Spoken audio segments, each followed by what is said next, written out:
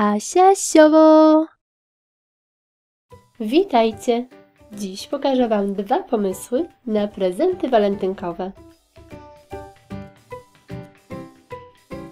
Szczegółową listę wszystkich potrzebnych przedmiotów znajdziecie w opisie tego filmu. Pomysł pierwszy. W słoiku układam sisal tak, by otaczał ścianki. Wkładam Raffaello. Z papieru do pakowania prezentów wycinam kwadrat o boku około 25 cm. Górę wieczka pokrywam klejem. Mocuję papier. Nakładam na wieczko 2 pasy tiulu.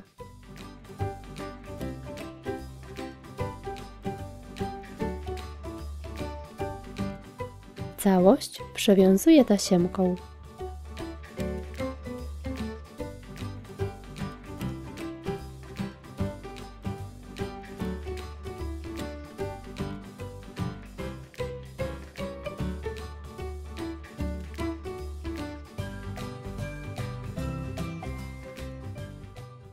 Pomysł drugi.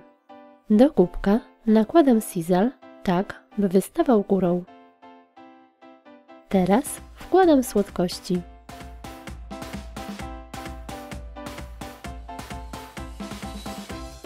Dodaję kilka różyczek.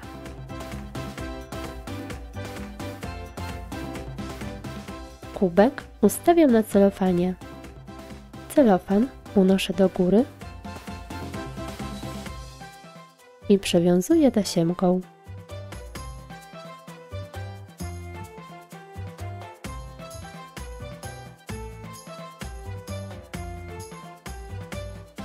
I gotowe! Zapakowane w ten sposób słodkości będą wspaniałym prezentem nie tylko na walentynki, ale też inne okazje.